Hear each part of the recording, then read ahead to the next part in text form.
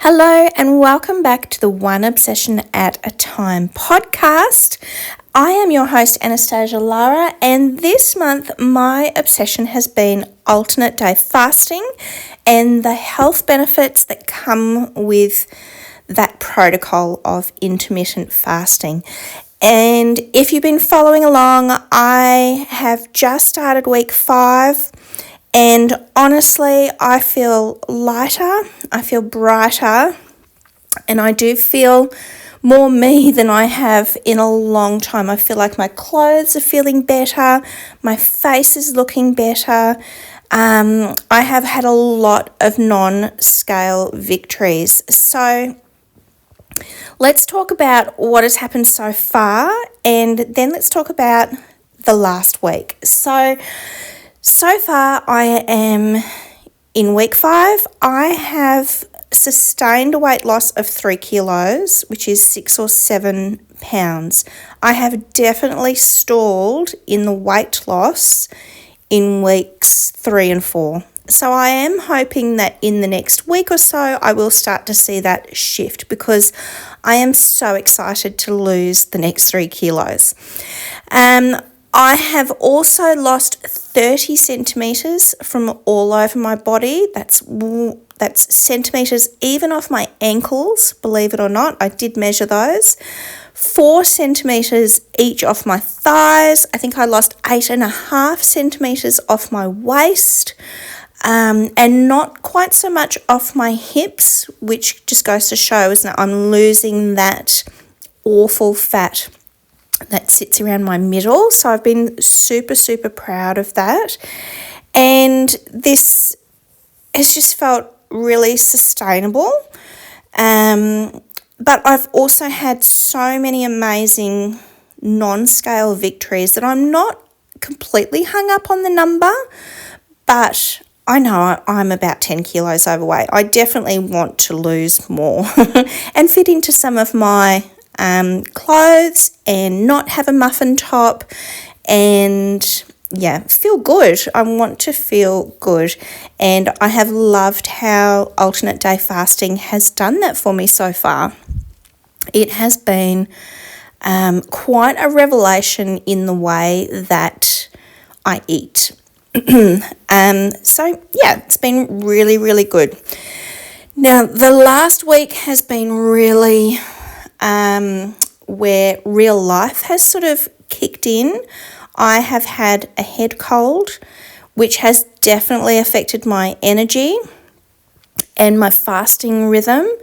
And so some adjustments that I've made because of that, for example, last night, I just was so sneezy and just not feeling very well yesterday. I had a nap in the afternoon. So when dinner time came round, we had a chicken stir fry with lots of vegetables and garlic. And I thought to myself, I'm going to have my 500 calorie meal tonight. I'm just going to do it because my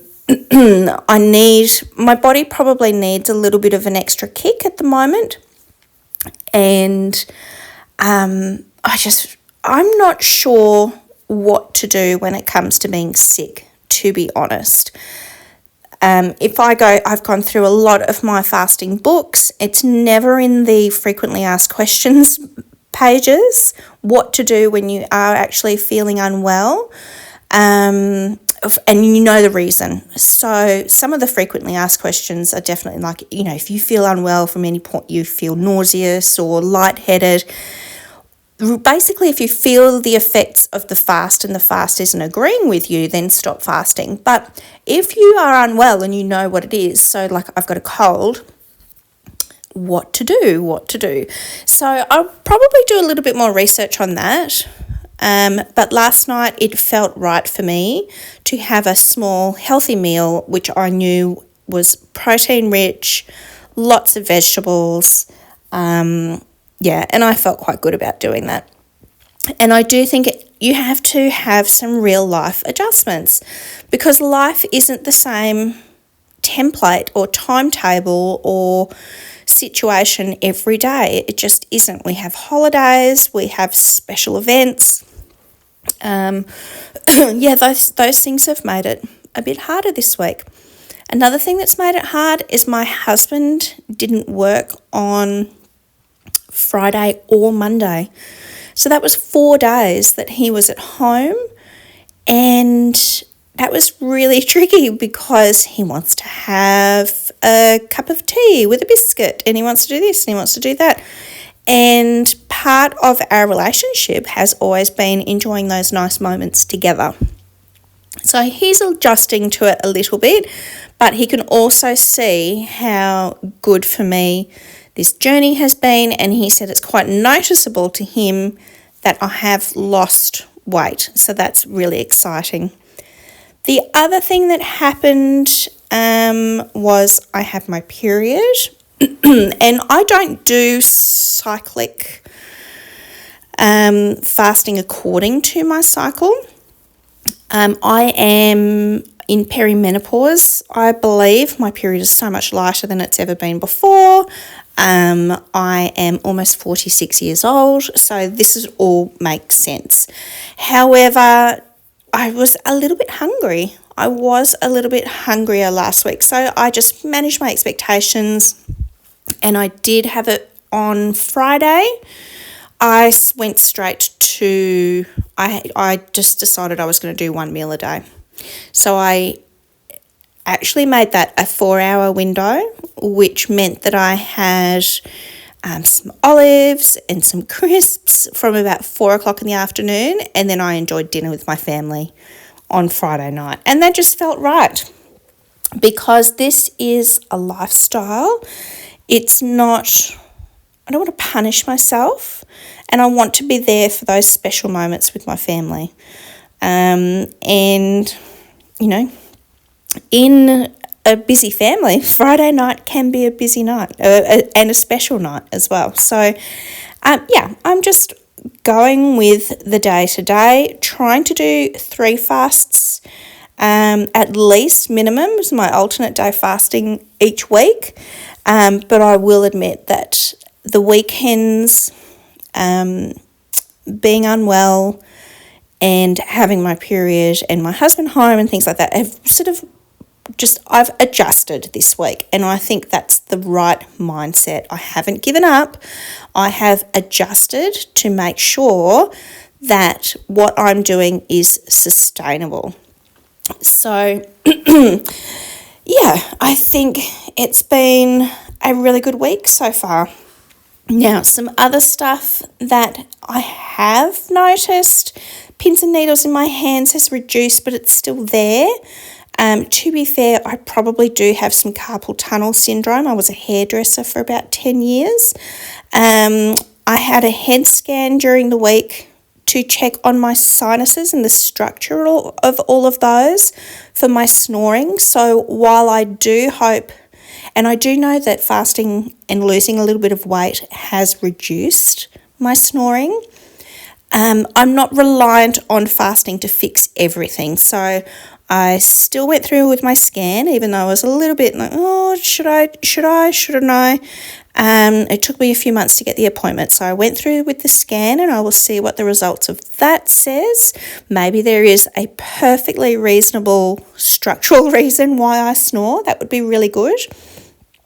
And yeah, I think it's been really, I've had a lot of awareness around my body, and making sure that I eat protein first has been a really good one this week. And maybe that has negated the fact that I probably haven't gone into the deeper autophagy of week 1, 2, and 3 this week. But, you know, health is about more than just weight loss. Even though ultimately that's probably my number one goal is to lose weight, it's not everything. Yeah, so how I feel is probably more important, and I feel clearer, except for having this head cold this week. I feel like I can trust myself, which is really good. And I know that the weeks or the days where I am eating, I know not to undo my hard work from the day before too much, excuse me, but I can also enjoy my life. I don't have to feel guilty about the things that I'm eating. And I think that is something that I have been able to do away with. It's been really nice. I actually don't feel guilty if I have a chocolate or if I have an ice cream, whereas previously I probably would have felt a little bit of guilt around that. So that's a really nice development. So what's next? I am wrapping up this official alternate day fasting obsession soon, but I will continue sharing updates on Instagram, an occasional check-in on the podcast, because this is not a linear journey. It definitely is circular. It is definitely something that I'm going to keep doing until I get to my goal weight. So I will give you some regular updates. Now, next month is all about energy. So your home, the environment that you live in, the way that it supports you. And I have always been interested in feng shui and home alignment. My mum growing up, we had some Chinese friends, and they were I was introduced to like Chinese New Year and things like that. They would always give me a little gift with some money, a little red envelope with some money in it. And we actually had a feng shui master come to our home and analyse our house, because at that time we did have some issues in the family, and he came and said to Mum, well, your wealth area is literally the bathroom and the toilet. And I remember that quite clearly, and Mum trying to do things to remedy that. And so throughout my adult life, I've always thought about the energy of the home and the symbolism of the things in the home as well. And so feng shui has been something that I've always been interested in. I started off with black hat feng shui, which is the very basic areas of your home depending on the front door, and recently been learning about compass directions instead. And I just love it. I'm going at it from the angle of the first thing to do is to do a declutter. And so that's what we will start off with in December, is just decluttering, lifting up the energy of our home and getting ready for the festive season. I'm really excited about that. So I hope you'll join me next month. Anyway, I'm going to give you an update in the next few days on other things, alternate day fasting, and I'll let you know how week 5 goes for me. And I hope your fasting journey is going really well as well. Connect with me over on Instagram or in the Facebook group. I do have a Facebook group if you'd like to join us there. It's one obsession at a time. And yeah, follow along if you'd like to hear my next episode. Goodbye.